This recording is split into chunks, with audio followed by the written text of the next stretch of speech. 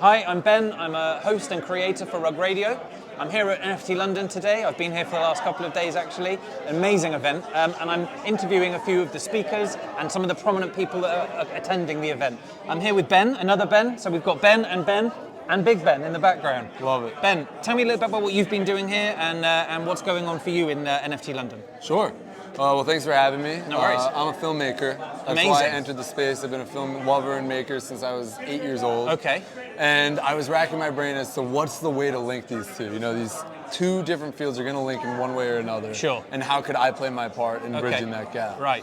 So the answer I came to was found footage, cinema verite, like Paranormal Activity, like the Blair Witch Project, like some of my favorite sub-genre of horror films. Yeah. And the beauty of these is two things. Number one, character holds a camera instead of a third person. Yes. Two, you know, everything's presented as real. Okay. So I started marketing a project, and I told our community that the founders are filming everything. Okay. The film, the real film, is about these founders putting stuff together. You see them get the artist, you see them get their smart contract developer, but things go horribly wrong for them. Their smart contract developer is secretly a witch. She curses the code, so anyone who mints an NFT becomes possessed under her control. Is this real? It could be. You gotta watch the film to find out. This is an amazing concept. Thank you. And so, like, you probably want to give me some more storyline, or maybe you don't. Maybe that's enough for now. That's enough of the story, but the twist and the way that we're linking to Web3 in an innovative way, and that's my question, is it's found footage. Everything's real. That's why I was talking about why it's important to be found footage. Because the fact that the truth of the film is cemented in the blockchain, because the NFT project that the characters are working on from beginning to end of the film is real. I see. That's the Wacko worms. Cool, right? So it's like a film about our space and what we're doing, and there is a story that's happening. But the actual project that is the basis of the conversation is a real project. Exactly. I love that idea. Thank you. That's a really clever twist. Tell me about your intended audience, because we're in a bit of an echo chamber at the moment, right? So how are you going to get people who don't like the word NFT, are absolutely unsure of what it means to mint or to have something developed on blockchain? Like, tell me about how you are reaching out to a broader community to bring them in. I got a great answer for you that my 6-year-old mischievous self would have loved. It's all about tricking them. I'm a prankster. All right? You hate Web3, you watch this movie, you laugh at how crazy these people are, people wearing masks, hiding their identity, this and that. You come out of this film knowing what a smart contract is, knowing what mint means, understanding the algorithm for a Bored Ape style generative collection of all the properties randomly put together. And you come out of it more educated, because people who are doubtful and people who look down on NFTs and Web3, they're not going to go out and educate themselves. But will the horror fans and film-loving fans and fans of innovation go out and see a film that is innovative and accidentally, by getting tricked, will come out knowing more? That the hypothesis is yes, they will do that, and we can actually expand the space by tricking people into learning more. You must have some incredible writers here, because the idea of being able to have these conversations and talk about these things in a manner that allows people to not be concerned about what, or to just not totally think this is like a geek out. I think that is it's going to be a real skill. Well, the movie's done. You can watch it right now. Film is out now. It's finished. It's finished. That's what separates this project from other Film 3 projects. I could shut up, press play.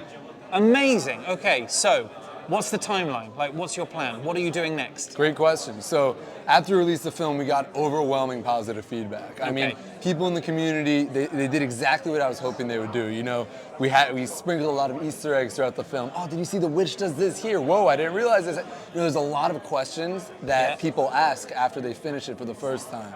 And that ideally, you know, gets people to rewatch it, talk about it. Because the preliminary hypothesis was, when I first got into the space and would join these Discord channels with these projects, a lot of GM, a lot of WAGME, a lot of LFG and rocket emojis. My theory was, let me give them something to talk about. What if I get a community talking about, wait, what if it wasn't a witch, or what if he was crazy the whole time, or what if this? I want people to have that conversation facilitated and to theorize and be crazy and be wacko like the Wacko worms. And tell me then, where can you view it? Is it YouTube. No gateway, anyone could watch it. Right. We want people to watch it. Yeah. Holders of the NFT, once we do our mint, they're going to get rewards contingent on viewership goals. Okay, so then you're encouraging your community to share and do your marketing with you. I won't say for you, but with you. Me. Yeah, share the film. Amazing. And then as they share the film with their incentive and love for the film, that'll bring eyes to the project, raising the floor price. This is a first, I'm assuming, for the space. Do you think there'll be more?